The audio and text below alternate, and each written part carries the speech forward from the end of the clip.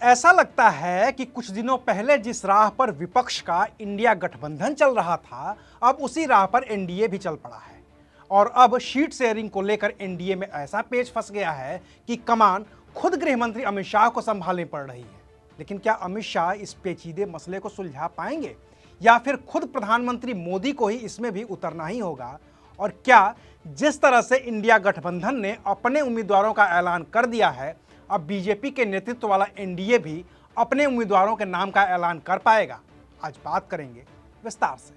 नमस्कार, मैं हूं अविनाश और आप देख रहे हैं अनकट। बीजेपी ने अभी तक उम्मीदवारों की जो पहली लिस्ट जारी की है, उसमें कुल 195 प्रत्याशियों के नाम हैं। लेकिन अब इनमें से कम 3 लोगों ने अभी तक अपनी उम्मीदवारी वापस कर दी है। पहला नाम तो पश्चिम बंगाल के आसनसोल से भारतीय जनता पार्टी के उम्मीदवार पवन सिंह का ही है, जिनके बंगाली महिलाओं को लेकर गाए गए भोजपुरी गानों पर विवाद हुआ तो उन्होंने चुनाव लड़ने से इनकार कर दिया। फिर गुजरात के भी पूर्व उप मुख्यमंत्री रहे नितिन पटेल ने मेहसाणा से अपना नाम वापस ले लिया। और अब उत्तर प्रदेश के बाराबंकी से बीजेपी उम्मीदवार उपेंद्र रावत ने अश्लील वीडियो वायरल होने के बाद नाम वापस ले लिया। तो अब तो पहला काम इन्हीं 3 उम्मीदवारों की जगह दूसरे 3 नए नाम खोजना है। और ये काम मुश्किल नहीं है, क्योंकि ये भारतीय जनता पार्टी के कोटे की ही सीटें हैं, तो ये काम तो आसानी से हो जाएगा। असल पेच फंसा है महाराष्ट्र में, जहां एकनाथ शिंदे वाली शिवसेना, अजित पवार वाली एनसीपी और बीजेपी गठबंधन में है। इसके अलावा रामदास अठावले की आरपीआई भी गठबंधन का ही हिस्सा है।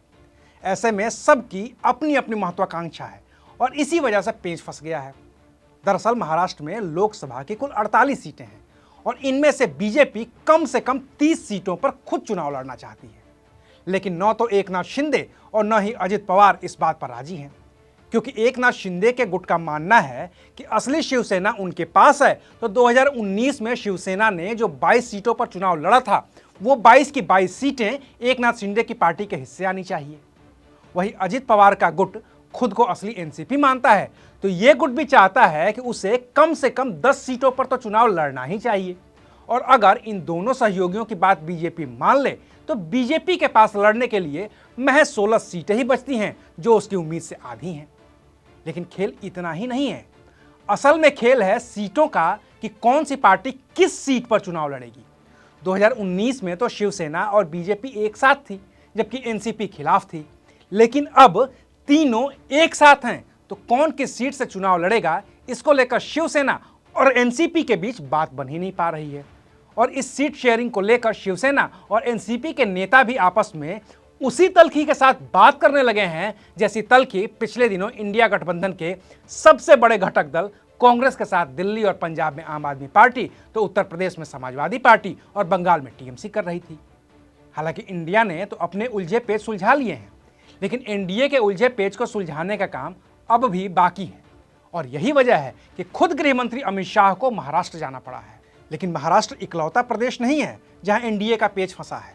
उत्तर प्रदेश में भी छोटे दलों के साथ गठबंधन कर चुकी बीजेपी थोड़ी उलझी नजर आ रही है।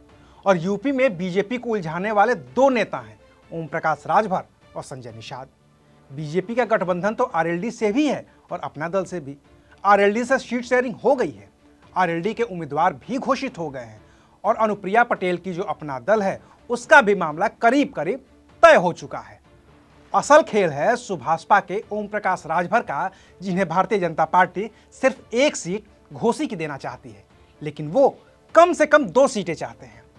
यही हाल निषाद पार्टी के संजय निषाद का भी है, वो भी 2 सीटें चाहते हैं, लेकिन बीजेपी उन्हें भी सिर्फ 1 सीट भदोही की देना चाहती है। और ये दोनों ही नेता कम से कम गाजीपुर की सीट चाहते हैं, लेकिन बीजेपी वहां अपना उम्मीदवार देना चाहती है।